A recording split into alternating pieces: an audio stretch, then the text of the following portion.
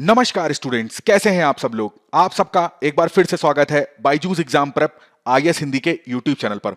आज है 4 जुलाई 2022। आज हम लोग देखेंगे हमारी प्रारंभिक परीक्षा की दृष्टि से कौन से प्रश्न महत्वपूर्ण हैं। सत्र को शुरू करने से पहले आपके लिए एक महत्वपूर्ण सूचना। जैसा कि आपको पता है, हमारी तरफ से रोज नॉलेज श्रृंखला की सीरीज चलाई जा रही है।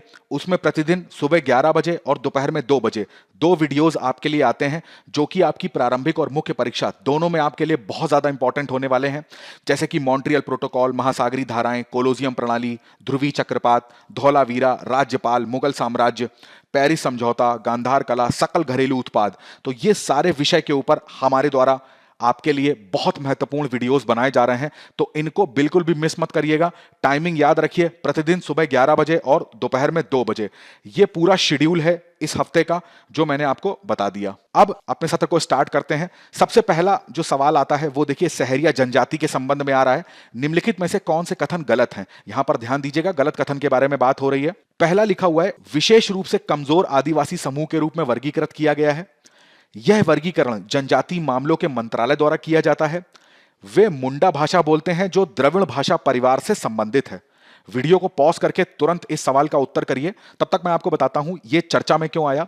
देखिए, आपको पता होगा कि मध्य प्रदेश राज्य में ये जो महिला आप देख रहे हैं फोटो में, ऐसी 2 महिलाएं थीं, और ये दोनों महिलाएं किस जनजाति बिलोंग करती हैं? सहरिया जनजाति को। इस वजह से सहरिया जनजाति चर्चा में आ गई। यहां पर इसके गांव में कुछ जमीन का विवाद हुआ और कुछ लोगों ने इसको जलते हुए जमीन पर फेंक दिया। तो इस तरीके का जो घटना हुई थी, इस वजह से सहरिया जनजाति चर्चा में आ गई। अब वापस आते हैं अपने प्रश्न पर। यहां पर लिखा हुआ है, विशेष रूप से कमजोर आदिवासी समूह इसके रूप में वर्गीकृत करा गया है। तो यह कथन एकदम सत्य हो जाएगा। यह वर्गीकरण जनजातीय मामलों के मंत्रालय द्वारा किया जाता है, गलत जवाब है।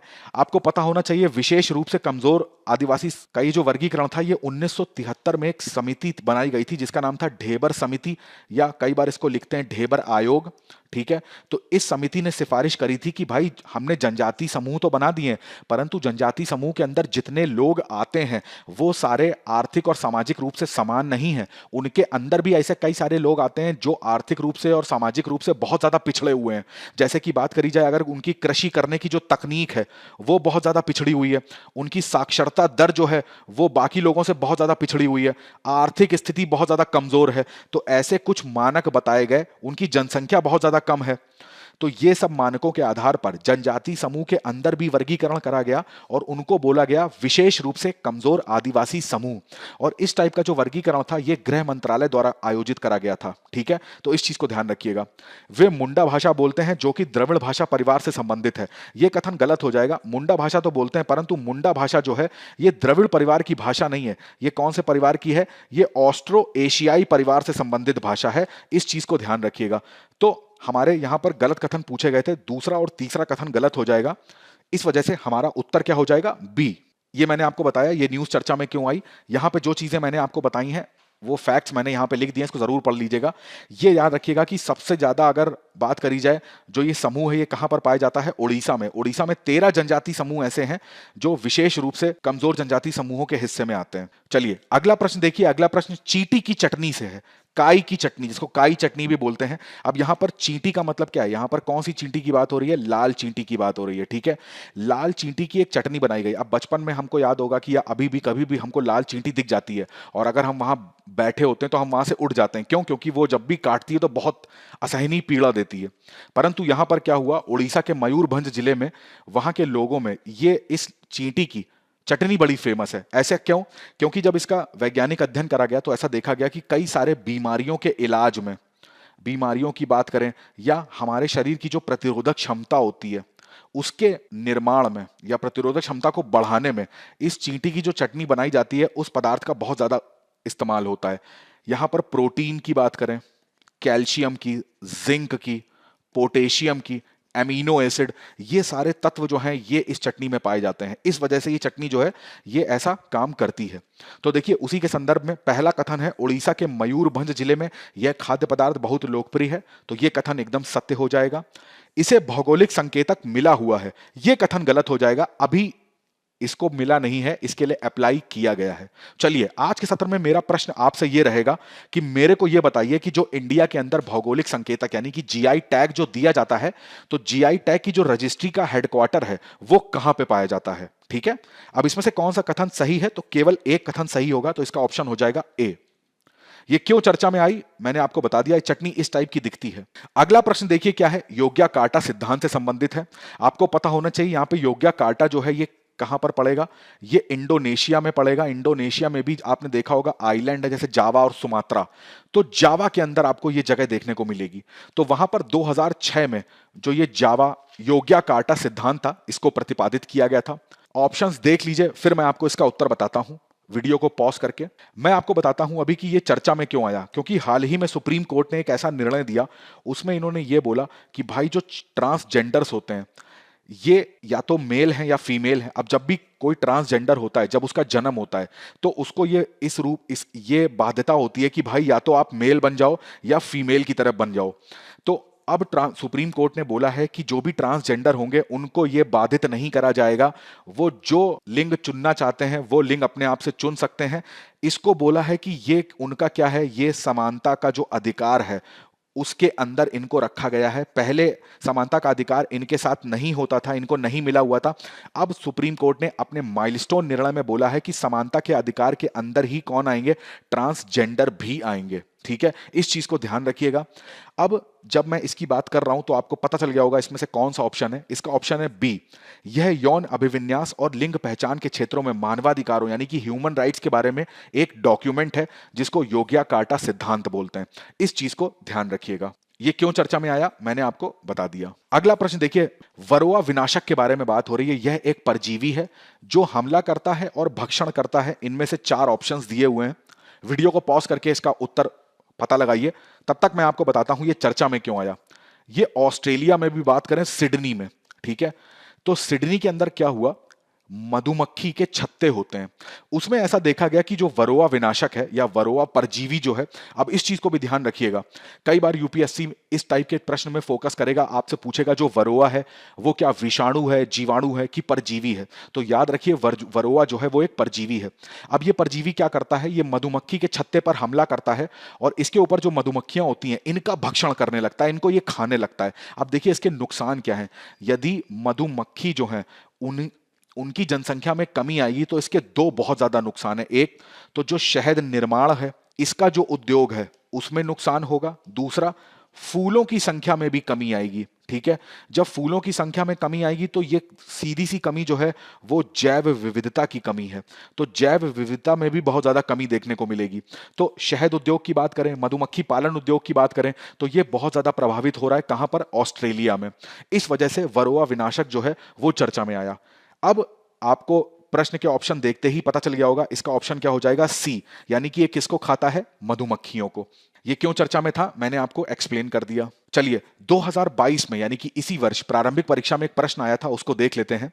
और ये प्रश्न किससे संबंधित है, अम्लीय वर्षा। ये टॉपिक इतना ज्यादा इंपॉर्टेंट है, इतना ज्यादा इंपॉर्टेंट है, चाहे आप पर्यावरण की दृष्टि से इसको देख लीजिए या विज्ञान यानी कि सामान्य विज्ञान की दृष्टि से इसको देख लीजिए।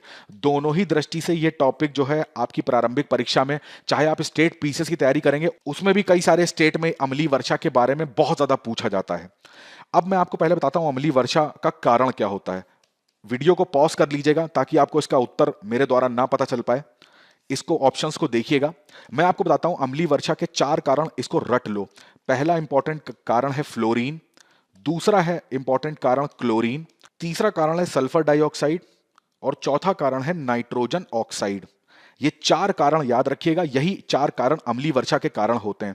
अब जैसे ही ये क्या करेंगे, अब जैसे फ्लोरीन क्लोरीन गैस की बात करें, जैसे ही इनकी जल के साथ, मान लीजिए ऐसे यहां पे प्लस का साइन बना दें, तो ये वाले एलिमेंट जब जल के साथ मिलते हैं तो ये जल को कर देते हैं क्या कर देते हैं, अम्लीय। क्यों, जल में उत्पन्न हो जाता है H2SO4 यानी कि सल्फ्यूरिक एसिड, हाइड्रोक्लोरिक एसिड, या बात करी जाए नाइट्रिक एसिड की, उत्पन्न हो जाती हैं। और जैसे ही ये उत्पन्न होती हैं तो जल की अम्लीयता जो है वो बढ़ जाती है। ठीक है, तो अब वापस से अपने प्रश्न पर आते हैं। तो प्रश्न में पहला कार्बन मोनोऑक्साइड गलत हो जाएगा, नाइट्रोजन ऑक्साइड एकदम सही, ओजोन गलत हो जाएगा, सल्फर डाइऑक्साइड एकदम सही। तो यहां पर 2 और 4 सही हैं और हमसे अम्लीय वर्षा के कारण पूछे गए थे, तो हमारा ऑप्शन क्या हो जाएगा, बी, केवल 2 और 4। इस चीज को याद रखिएगा। चलिए, आज के तथ्य में हम लोग बात करेंगे अंतरिक्ष पर्यटन के बारे में, यानी कि स्पेस टूरिज्म के बारे में। देखिए, सिंपल सा मतलब है, इसको कहीं पे भी मत रटिए, कोई भी भाषा। अब देखिए, पर्यटन का मतलब क्या होता है। अब अगर पर्वतीय पर्यटन की बात करें तो हम मान लीजिए रहते हैं दिल्ली में और हमको हिमाचल प्रदेश घूमने जाना है, लद्दाख घूमने जाना है, मनाली जाना है, तो ये हमारे लिए क्या है, पर्वतीय पर्यटन हो गया। हम मैदानी इलाकों में रहते हैं और हम पर्वत की तरफ जाते हैं, किस लिए, केवल मनोरंजन करने के लिए, अपनी छुट्टियां बिताने के लिए।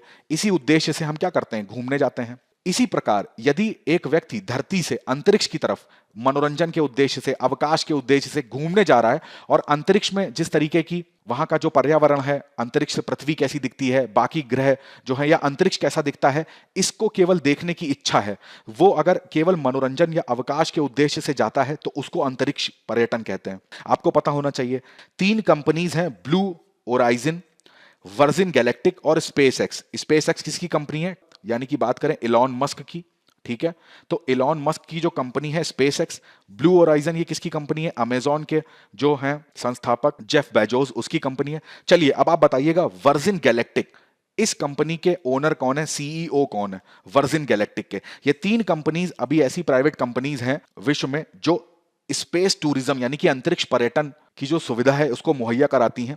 अब देखिए, यहां पर चर्चा का विषय यह था कि भाई ये तो हो गया अंतरिक्ष पर्यटन, काफी ज्यादा महंगा होता है। अब एक आदमी अगर पृथ्वी पर रहता है, वो अंतरिक्ष जो यात्री होते हैं उनको तो पूरी ट्रेनिंग दी जाती है, कैसे उसके गुरुत्वाकर्षण में कैसे रहना है, उस ग्रेविटी में कैसे रहना है, उनके पूरी चेकअप होता है, हेल्थ चेकअप, सारी चीजें हैं, और काफी समय तक वो वहां पर रह पाए इसके लिए उनको काफी दिनों तक ट्रेन करा जाता है। परंतु अंतरिक्ष यात्री जो है वो वहां जाएगा तो जाहिर सी बात है, सबसे बड़ी चिंता जो यहां पर आती है वो आती है स्वास्थ्य की, ठीक है। दूसरी सबसे बड़ी चिंता आती है वो आती है पर्यावरण की। ऐसा बोला जाता है कि भाई एक रॉकेट जो है, अब अंतरिक्ष यात्री, अंतरिक्ष पर्यटन इतना ज्यादा महंगा होता है, million of billion of dollars हमको खर्च करने पड़ते हैं अंतरिक्ष में जाने के लिए। तो अब एक रॉकेट के अंदर 1 या 2 अंतरिक्ष यात्री जो हैं इस सुविधा को ले पाते हैं। अब सोचिए, जो एक कॉमर्शियल प्लेन होता है, जो आप वायुयान देखते हैं, इसमें 100 या 150 यात्री होते हैं, वो एक जगह से दूसरी जगह यात्रा करते हैं, तो उसका एक खर्चा आता है। उससे भी ज्यादा खर्चा जो है यहां पर 1 या 2 यात्री करते हैं। और इतना ज्यादा इसका जो फ्यूल है, पहली चीज तो जो फ्यूल यूज हो रहा है, लिक्विड हाइड्रोजन या ऑक्सीजन, जो भी चीजें यूज हो रही हैं वो अपने आप में बहुत ज्यादा महंगी होती हैं। तो अगर प्रति व्यक्ति उत्सर्जन की बात करते हैं तो वो बहुत ज्यादा इसमें खर्चा होता है। तो जब बहुत ज्यादा खर्चा होता है तो पर्यावरण में प्रदूषण भी उतना ही ज्यादा होगा, प्रति व्यक्ति प्रदूषण का योगदान बहुत ज्यादा होगा। दूसरा, एक चीज होती है जिसको बोलते हैं सूट, SOO सूट, इसको हिंदी में बोलते हैं कालिख।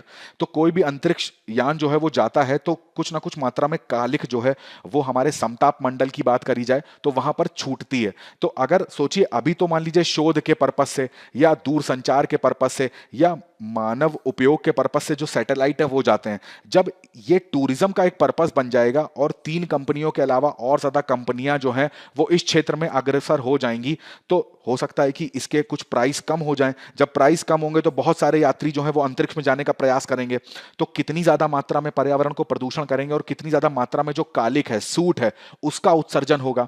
ऐसा कहा जाता है कि भाई अगर 1000 अंतरिक्ष पर्यटन उड़ानें होंगी ना, तो उससे इतनी कालिख उत्पन्न होगी कि उससे जो ओजोन को नुकसान होगा वो तो होगा ही, और उसके साथ साथ अगर अंटार्कटिका के तापमान की बात करें तो वो 1 डिग्री सेल्सियस तक बढ़ सकता है। वैसे ही ग्लोबल वार्मिंग के कारण वैश्विक ऊष्मन जो है वो बढ़ रहा है, और अगर ये चीजें और ज्यादा मात्रा में होने लग जाएंगी तो ये भी ग्लोबल वार्मिंग को 1 डिग्री सेंटीग्रेड बढ़ाने का काम करेंगी, उसमें उत्प्रेरक का काम करेंगी। तो इस बारे में ये विषय जो था वो चर्चा में आया, ठीक है। चलिए, आज के सत्र में बस इतना ही। मैं आशा करता हूं आप आज का जो सत्र है वो आपको अच्छा लगा होगा। अगर अच्छा लगा है तो इसको लाइक, शेयर और सब्सक्राइब करना बिल्कुल मत भूलिएगा। मैंने जो 2 प्रश्न पूछे आपसे उसका उत्तर कमेंट में जरूर करिएगा। पहला, GI जो हेडक्वार्टर है इंडिया में वो कहां है, और दूसरा, वर्जिन गैलेक्टिक, इसके CEO कौन है। चलिए, मिलते हैं अगले सत्र में कुछ नए प्रश्नों के साथ। तब तक अपनी पढ़ाई करते रहिएगा, स्वस्थ रहिएगा और अपने परिवार वालों का ध्यान रखिएगा। आपका बहुत बहुत धन्यवाद।